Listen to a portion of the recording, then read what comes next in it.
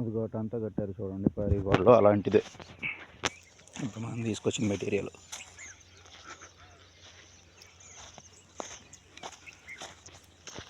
గుంట తవ్వి ఇది పోల్ నిలబెట్టి కంకర వేసారు. ఇక్కడ పోలు ఇక్కడ పోలు అలాగా ఈ మధ్యలో ఆ గాడిలో దింపేసేయటం అనమాట. ఈ ప్లేట్లను డైరెక్ట్ పారీ కూడా రెడీ అయిపోయింది. కొంచెం కాస్ట్ తగ్గిద్ది అనమాట, కానీ గట్టిగానే ఉంది. నేను అంత గట్టిగా ఉండవనుకున్నాను, కానీ బాగా బరువుగానే ఉన్నాయి, బలంగానే ఉన్నాయి. కనపడేదంతా అదే సేంద్రీయ వ్యవసాయ కేంద్రం. ఇప్పుడే స్టార్ట్ చేశారు అన్లోడ్.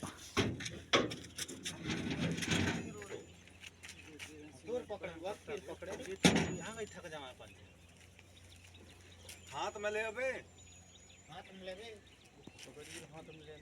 अच्छा जान दे, अब जान दे। अरे कट्टी का उल्टा रहा है। अब हम एक लाइन निकालने में मजबूरी है, समझ नहीं आ रही। एक साथ ఆ కనపడే కొండ మీద ఒక గుడి ఉంది, శ్రీ భ్రమరాంబ మల్లికార్జున స్వామి గుడి. ఈ ఏరియా వచ్చేసి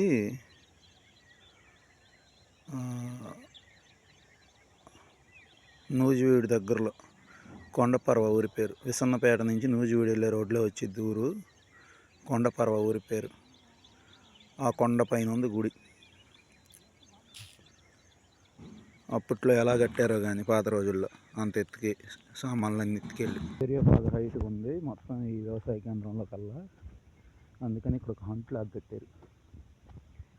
ఈ హంట్ లోపల కూర్చొని చూస్తే చుట్టుపక్కల ఉన్న ఏరియా అంతా నీట్గా కనిపించింది.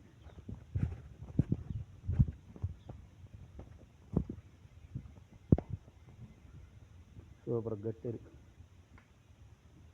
కింద టైల్స్ వేసారు, కూర్చోడానికి కుర్చీలు ఇవన్నీ ఉన్నాయి.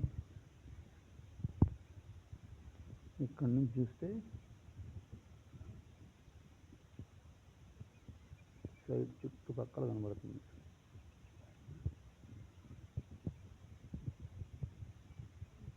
అది శివాలయం, భ్రమరాంబ మల్లికార్జున స్వామి గుడి ఉన్న కొండ. అంత ఎత్తెక్కాలంటే మామూలు చిన్న విషయం.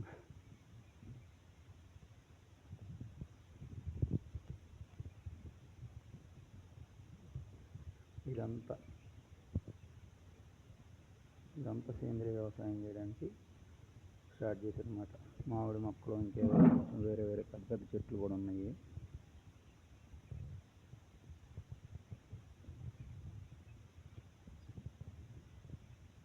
పనిచేసే వాళ్ళు ఉండడానికి రూమ్ వేశారు ఇక్కడే.